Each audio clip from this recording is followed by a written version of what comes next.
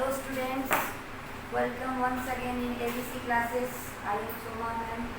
तो पिछले लेक्चर को कंटिन्यू करते हुए आज हम लोग मैकेनिज्म ऑफ डाइजेशन पढ़ेंगे। एलिमेंट्री कनाल के सभी पार्ट्स को हम लोगों ने बहुत अच्छे से समझ लिया था और एलिमेंट्री कनाल के जो पार्ट है mouth, ओएसोफेगस, stomach, small intestine and large intestine, ठीक है, सब के बारे में हम लोगों ने जाना था। किसका स्ट्रक्चर कैसा होता है और कहाँ से कौन से एंजाइम रिलीज होते हैं। आज हम लोग डायरेक्टली स्टार्ट करेंगे मैकेनिज्म ऑफ डाइजेशन कि केमिकल कंपोजिशन के द्वारा केमिकली किस तरीके से फूड का डाइजेशन होता है, कैसे large molecules of food convert होते हैं स्मॉल मॉलिक्यूल्स में। ओके, तो सबसे पहले जो डाइजेशन है वो स्टार्ट हो जाता है माउथ से। ये हम लोगों ने बात की थी। Because in mouth salivary gland is present and from the salivary gland saliva is released. Saliva में कौन सा एंजाइम पाया जाता है? इन saliva salivary amylase enzyme is present which liquefy the food and convert it into semi solid like structure which is known as bolus। ठीक है, तो digestion जो है वो मुंह से स्टार्ट हो जाता है और डाइजेशन मुंह से स्टार्ट होता है तो सबसे पहले किस चीज़ का डाइजेशन होता है? एमाइलेज के द्वारा। तो in mouth there are two types of digestion takes place, that is physical digestion and chemical digestion. What is physical digestion? तो in mouth we know that tongue and teeth are present for helping the process of digestion.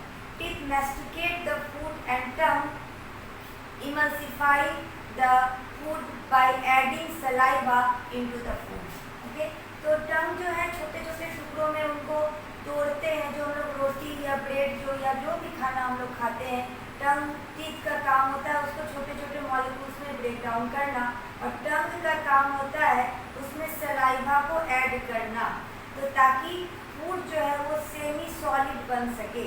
ठीक है, तो physical digestion का मतलब हुआ the helping of food by the tongue and teeth. And what do you mean by chemical digestion?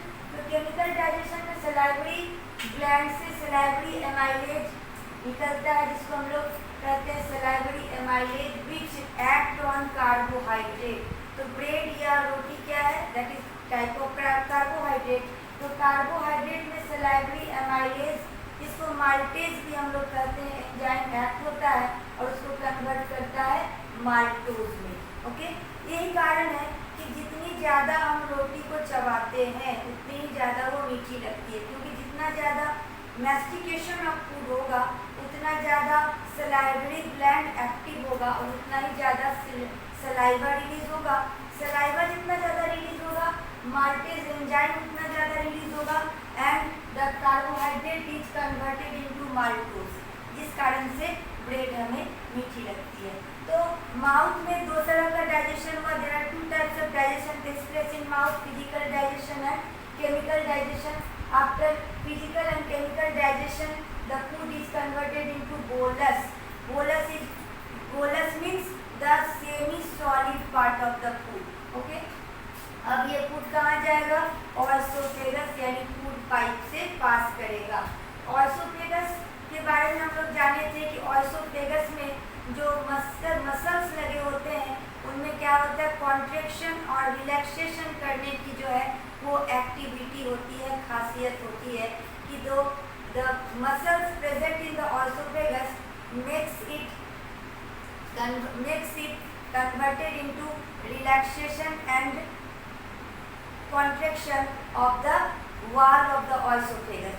जिस कारण से क्या होता है, क्योंकि अगर लिक्विड को डालना रहता तो ओएसोफेगस से वो आराम से पास कर जाता है, लेकिन चूंकि ओएसोफेगस एक ट्यूब लाइक स्ट्रक्चर है तो इससे फूड को स्टोमक तक पास करवाने के लिए वाइब्रेशन होना ज़रूरी होता है। तो पेरिस्टाल्टिक मूवमेंट के द्वारा ओएसोफेगस जो है वो फूड को, इस बोलस को, सेमी सॉलिड फूड को कहाँ पास करवाता है? स्टोमक में। ठीक है, तो स्टोमक में ये पास करता है डायफ्राम के होते हुए। What do you mean by diaphragm?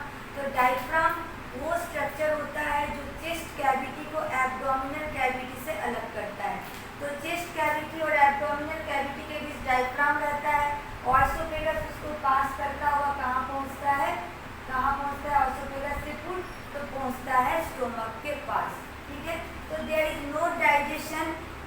Place in the oesophagus. Oesophagus में डाइजेशन की कोई प्रक्रिया नहीं होती। ऑइसोफेगस का काम सिर्फ होता है सेमी सॉलिड फूड को पास करके कहाँ तक लाना, स्टोमक तक लाना। स्टोमक के बारे में हम लोग स्ट्रक्चर को हम लोग अच्छे से पढ़ चुके थे कि स्टोमक के कितने पार्ट होते हैं। उनके बारे में यहाँ हम लोग बातें नहीं करेंगे, क्योंकि यहाँ हम लोग को सिर्फ केमिकल फंक्शन के बारे में जानना है। तो स्टोमक से कौन कौन से क्या रिलीज होता है? तो स्टोमक से रिलीज होता है HCl, पेप्सिन एंड म्यूकस। ठीक है, HCl का क्या काम था? HCl kills the microorganism or bacteria which present in our food. HCl makes the medium of stomach acidic so that proteins can activate on the food properly, because protein can act in the acidic medium only. ठीक है, तो HCl medium को acidic बनाता है for the proper digestion of protein to act the proper activity to proper activity of the pepsin. ठीक है, तो pepsin को एसिडिक मीडियम चाहिए, जो मीडियम प्रोवाइड कौन करता है? HCl। अब पेप्सिन का क्या काम है? Pepsin is a type of enzyme which breaks the protein molecules. तो प्रोटीन को ब्रेक करने का काम कौन करता है? पेप्सिन करता है, जो हम लोग पढ़ चुके हैं। अब म्यूकस का क्या काम है? तो म्यूकस जो है वो क्या करता है? वो स्टोमक के इनर वॉल को प्रोटेक्ट करता है for the harmful effect of HCl। HCl के हार्मफुल इफेक्ट से ये स्टोमक को बचाता है। ठीक है, यही कारण है अगर म्यूकस मेम्ब्रेन में किसी तरह की गड़बड़ी आ जाती है तो हम लोगों में के पेट में, स्टोमक में बर्निंग सेंसेशन होता है, जिसको हम लोग गैस्ट्रिक अल्सर भी करते हैं, जिस कारण से क्या होता है? अल्सर की बीमारी होती है। अगर किसी कारण से म्यूकस मेम्ब्रेन पतली हो जाए, म्यूकस मेम्ब्रेन सही तरीके से काम न करे, म्यूकस मेम्ब्रेन में किसी तरीके का डिसफंक्शनिंग हो जाए, तो ये म्यूकस रिलीज नहीं कर पाती, जिस कारण से HCl का डायरेक्ट इफेक्ट हमारे स्टोमक में पड़ता है, जो कि बर्निंग सेंसेशन क्रिएट कराता है, जो अल्सर जिसको हम लोग मेडिकल टर्म में कहते हैं। ठीक है, इसका एक और उदाहरण, ज़्यादा देर तक भूखे रहने से भी क्या होता है कि हमारे पेट में जलन महसूस होती है, क्योंकि जब स्टोमक में खाना नहीं होगा तो ये HCl तो उसको रिलीज होना इसका काम है, ये रिलीज होगा ही, तो वो डायरेक्टली स्टोमक पे एक्ट करने लगता है, जिस कारण से बर्निंग सेंसेशन होता है। तो म्यूकस का क्या काम हो गया? म्यूकस जो है वो हार्मफुल इफेक्ट ऑफ HCl से स्टोमक को बचाता है। ठीक है, तो केमिकल डाइजेशन क्या होगा? केमिकल डाइजेशन किसका होगा? हमारे स्टोमक में। तो केमिकल डाइजेशन होगा प्रोटीन का, किसमें? पेप्सिन एंजाइम के प्रेजेंस में, पेप्टोन्स में। ठीक है, तो किसका होगा? पेप्सिन एंजाइम के प्रेजेंस में प्रोटीन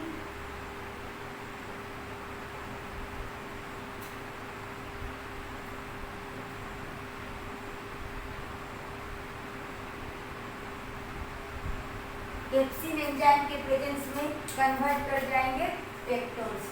ठीक है, अब स्टोमक में पार्शियल डाइजेशन ऑफ फूड हो गया। ठीक है, अब इसको कहाँ जाना है? आगे बढ़ना है एलिमेंट्री कैनाल के नेक्स्ट पार्ट में, दैट इज स्मॉल इंटेस्टाइन के पास जाना है इसको। तो ये स्मॉल इंटेस्टाइन में जो फूड एंटर करता है स्टोमक से, वो बिल्कुल धड़ाधड़ एंटर नहीं कर जाता, जैसे कि हम लोग कोई बर्तन से पानी गिराते हैं तो धड़ाधड़ नहीं जाता, इसके भी जाने का एक प्रोसेस होता है। तो ठीक स्टोमक और स्मॉल इंटेस्टाइन के बीच एक स्पिंचर लगा होता है, एक ढक्कन लगा होता है, एक वाल्व लगा होता है, जिसको हम लोग कहते हैं पाइलोरिक स्पिंचर। क्योंकि ये पाइलोरिक रीजन में होता है स्टोमक के, इसीलिए इसको हम लोग पाइलोरिक स्पिंचर कहते हैं। स्पिंचर मीन्स टाइप ऑफ ढक्कन, टाइप ऑफ वाल्व। ठीक है, जो ढक्कन लगा रहता है वो ढक्कन तभी खुलता है जब फूड को पास कराना रहता है। तो इस ढक्कन के खुलने पर थोड़ा थोड़ा करके फूड जो है स्टोमक से स्मॉल इंटेस्टाइन में एंटर करता है। तो आप लोग स्टार बनाकर लिख लेंगे, the food pass part by part by pyloric sphincter in the small intestine. ठीक है, तो स्मॉल इंटेस्टाइन में पाइलोरिक स्फिंक्टर के द्वारा फूड धीरे धीरे थोड़े थोड़े अमाउंट में ये क्या होता है? पास करता है। अब जब फूड स्मॉल इंटेस्टाइन में आ गया तो क्या होगा? तो पिछले वीडियो लेक्चर में मैंने आपको कहा था कि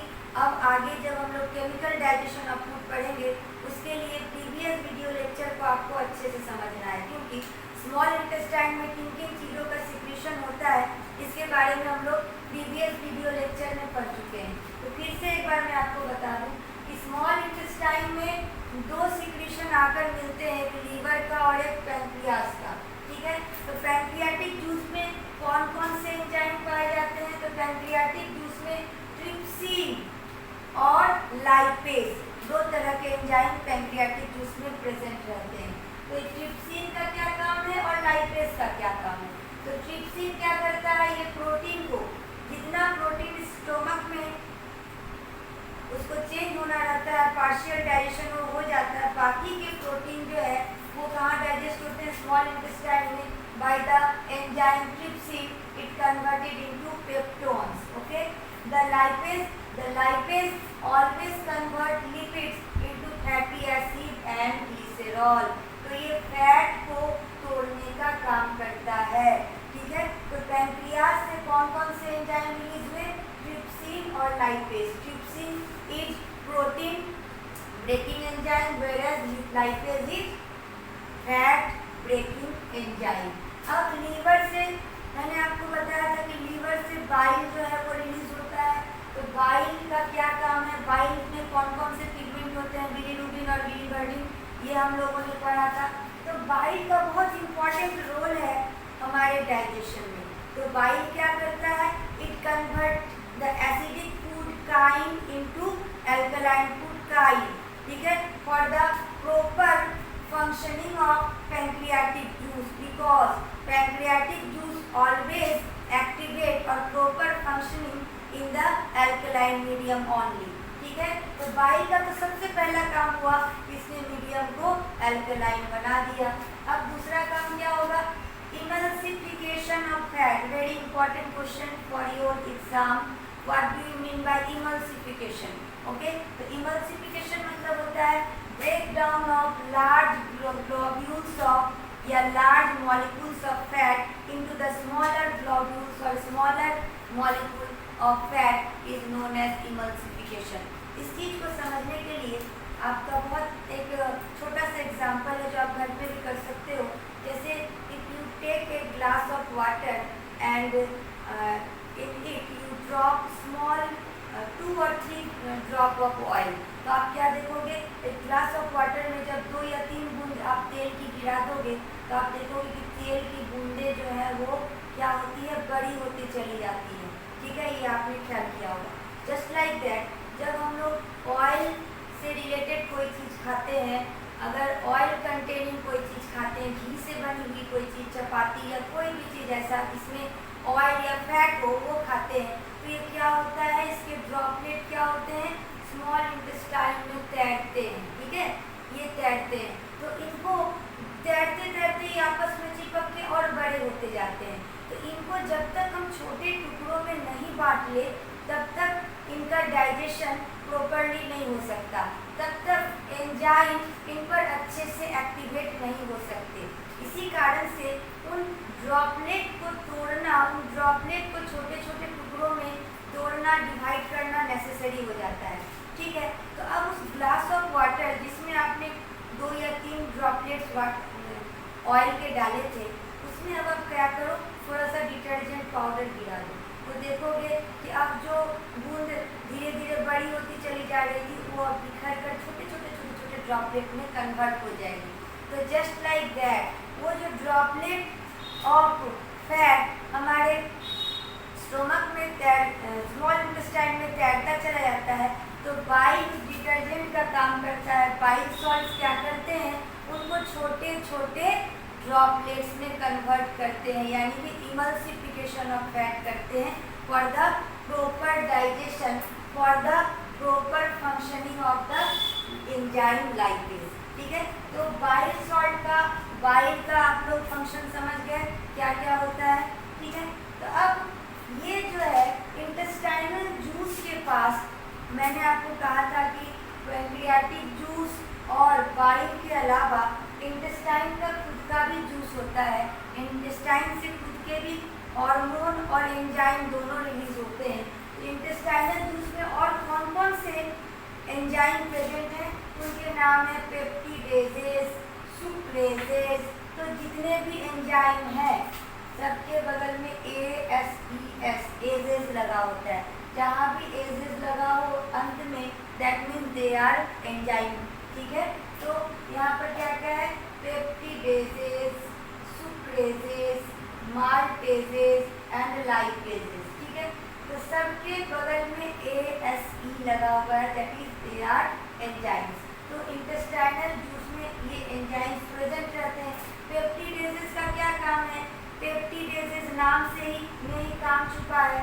it act on proteins and it converted protein into peptones and lastly peptones are converted into amino acid। तो मैंने प्रीवियस वीडियो लेक्चर में आपको बताया था कि amino acids are the unit of protein, तो अमाइनो एसिड में ये कन्वर्ट हो गए।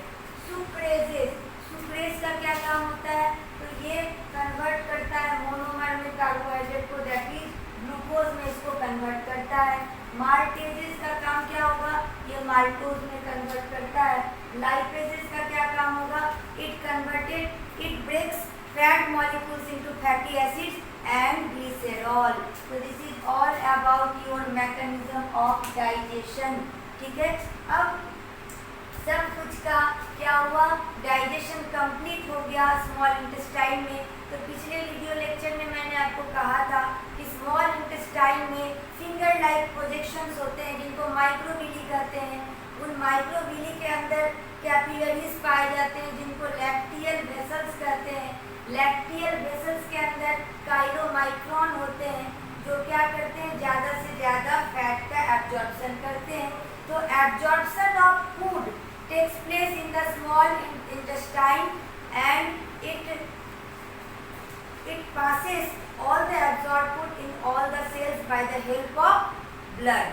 ठीक है, तो ब्लड के द्वारा ये प्रत्येक सेल में पहुंच जाते हैं and by this uptake of food we need या we uptake energy for all the metabolic activities of our daily life. ठीक है, अब जो फूड बच गया, जिनका डाइजेशन नहीं हो सका, जिनका एब्जॉर्प्शन नहीं हो सके, यानी वेस्ट मटेरियल्स, वो क्या होंगे, आगे प्रोसीड करेंगे लार्ज इंटेस्टाइन में। और लार्ज इंटेस्टाइन में जो है सबसे ज़्यादा क्या होता है, वाटर का एब्जॉर्प्शन होता है। तो लार्ज इंटेस्टाइन में क्या हुआ, तो डाइजेशन कंप्लीट हो गया स्मॉल इंटेस्टाइन में, लेकिन वाटर का एब्जॉर्प्शन कहाँ होगा, तो लार्ज इंटेस्टाइन में। Water is absorb, maximum amount of water is absorb in the large intestine. ठीक है, तो this is all about your chemical digestion of food, chemical digestion या केमिकल मैकेनिज्म ऑफ डाइजेशन। ठीक है, तो इसको आप लोग जब भी एग्जाम में पूछेगा तो स्टेप वाइज जैसे मैंने लिखा है उस तरीके से आपको लिखना है। ठीक है, तो अब आगे हम लोग नेक्स्ट कुछ मेडिकल टर्म्स के बारे में बात करेंगे नेक्स्ट वीडियो लेक्चर में। तब तक के लिए goodbye and thank you.